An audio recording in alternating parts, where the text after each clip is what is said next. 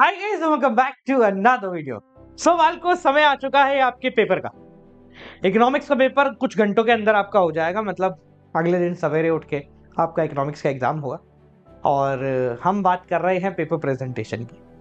देखो, आज की ये वीडियो बहुत इंपॉर्टेंट होने वाली है, मतलब बहुत से भी ज्यादा इंपॉर्टेंट। क्योंकि इकोनॉमिक्स में जनरली ऐसा होता है कि हम लोग या तो पेपर छोड़ देते हैं या फिर कुछ ऐसी गड़बड़ कर देते हैं जिससे एग्जामिनर कॉपी चेक करने में परेशान हो जाता है। क्योंकि मैक्रो और इंडियन ये दो अलग अलग पार्ट है। ठीक है, तो 4-5 चीजें बताऊंगा, उन 4-5 चीजों को अपने दिमाग में फिट कर लेना। कल के पेपर में इसी तरीके से आपको करके आना है, बढ़िया से नंबर आ जाएंगे। चलिए, समय व्यर्थ नहीं करेंगे, जल्दी से शुरू करते हैं। और शुरू करने से पहले कल को अपना गेस्ट पेपर कल सुबह 6 बजे आ रहा है, तो मुझे उम्मीद है कि आपने जाके वहां लाइक कर दिया होगा।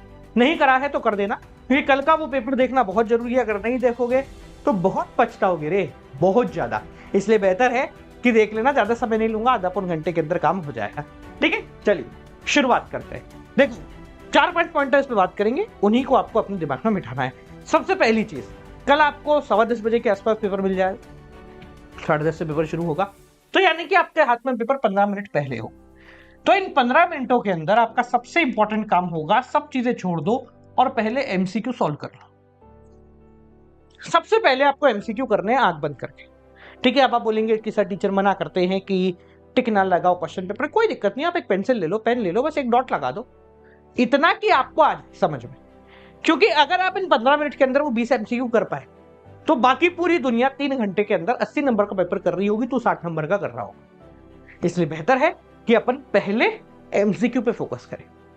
दूसरी चीज जो आपको ध्यान रखनी है वो ये है कि मैक्रो पहले करें या इंडियन पहले करें। सिंपल सी बात अपने दिमाग में बिठा लो, कुछ भी करो, भले ही मैक्रो करो भले ही इंडियन करो, पर सबसे पहले तुम्हें वो पार्ट अटेम्प्ट करना है जो तुम्हें सबसे बेहतर आता है। अगर मैक्रो तुम्हारा फोटे है, मैक्रो समझ में आती है, उसको लिखने में अच्छा है हो, तो पहले मैक्रो अटेम्प्ट करो।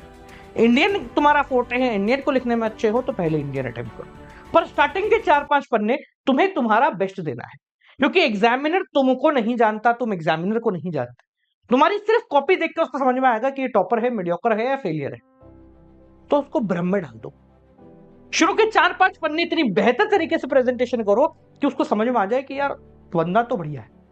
अगर उसको ये लग गया ना कि बंदा बढ़िया है, तो तुमने कुछ भी लिखाओ 1-2 नंबर एक्स्ट्रा मिल ही जाएंगे। ठीक है, तो ट्राई टू इंप्रेस हिम और हर। ठीक है जी, तो मैक्रो आती है तो मैक्रो कर लो, इंडियन आती है तो इंडियन कर लो। एक गलती जो आपको नहीं करनी वो ये नहीं कि एक क्वेश्चन इसका, एक क्वेश्चन इसका, एक क्वेश्चन इसका, एक क्वेश्चन इसका, एक क्वेश्चन इसका, एक क्वेश्चन, ऐसे नहीं करना है।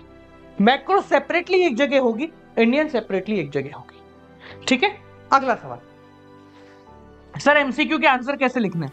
देख ले भाई, एमसीक्यू के आंसर बड़े सिंपल है। अगर किसी चीज का आंसर बी है तो आपने यहां लिखा आंसर है बी, और उसके बाद उस बी के ऑप्शन में क्या है।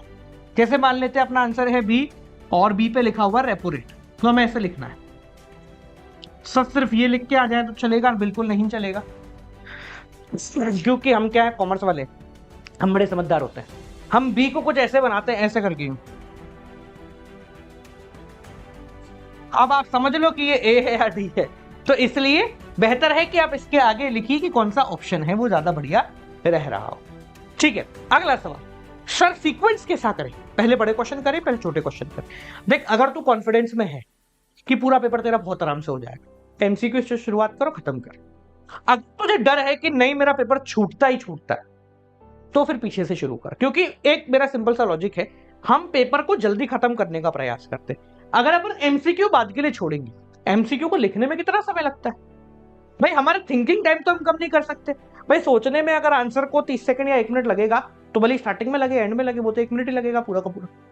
लिखने में हम समय बचा सकते हैं, एंडिंग में क्या थोड़ा सा स्पीड बढ़ जाती है। तो हम क्या करते हैं, हम एमसीक्यू को पहले अटेम्प्ट कर लेते हैं, क्योंकि एंड में अगर अभी अपने को एमसीक्यू लिखने पड़े तो भी भाई लिखने में तो उतना ही समय जाएगा, क्योंकि एक ही वर्ड और एक ही लाइन लिखनी। पर 6 नंबर के क्वेश्चन में हम समय काफी ज्यादा बचा पाएंगे। इसलिए अगर आप कॉन्फिडेंट हो तो आप सीक्वेंस से शुरू करो और बड़े क्वेश्चन को थोड़ा एंड के लिए छोड़ो। नेक्स्ट चीज और सबसे इंपॉर्टेंट चीज, इसके बिना काम नहीं होगा। आप जिस एग्जाम हॉल में बैठोगे वहां घड़ी लगी होती है, ठीक है, आप टाइम देख सकते हो आराम से, खुद के पास होती है अगर घड़ी तो ये ध्यान रखना, आप अगर पहले मैक्रो कर रहे हो तो आपको मैक्रो 1 घंटा 20 मिनट में खत्म करनी है, एनी कॉस्ट, कुछ भी हो जाए इससे ज्यादा नहीं भागना है, मतलब 1 घंटा 20 मिनट से ज्यादा टाइम नहीं होना चाहिए, ठीक है ना। यानी कि सिंपल भाषा में बोले तो 80 मिनट्स। अगर 10:30 बजे तुम्हारा पेपर शुरू होता है तो ये मान लो कि 12 बजने से पहले 11:50 तक, अगर 10:30 बजे शुरू हो रहा है तो 11:50 AM तक तुम्हारी मैक्रो खत्म हो जानी चाहिए। अगर तुम पहले इंडियन कर रहे हो तो भी कैलकुलेशन सेम रहेगी, आपको 1 घंटा 20 मिनट के अंदर खत्म कर, इससे लेट नहीं होना चाहिए चाहे कुछ भी हो जाए, क्योंकि एंड में हमको 2-5 मिनट चाहिए होते हैं ये देखने के लिए कि हमने जो लिखा है क्या वो गलत है, क्या वो सही है, क्या उसमें सुधार हो सकता है, क्या नहीं हो सकता। मैंने एक वीडियो बनाया था अभी थोड़े समय पहले, थोड़े समय के मतलब आज ही सुबह अपलोड हुआ होगा वो, जिसके अंदर हमने ये बताया है कि आंसर कैसे लिखते हैं। अगर तुमने वो वाला वीडियो नहीं देखा तो ऊपर आई बटन में डाल देता हूं, वो जाके जरूर देखना, क्योंकि वो बहुत काम की चीज है कि हम आंसर लिख तो देते हैं पर नंबर पूरे नहीं मिलते। इसलिए बेहतर है कि आप आंसर राइटिंग की टेक्निक को भी समझ के देखो। कल जो पेपर तुम्हारा आएगा वो बहुत इजी आने वाला है, मुश्किल नहीं आएगा, तो तुम्हारा कॉन्फिडेंस इसमें सबसे इंपॉर्टेंट रोल प्ले करेगा।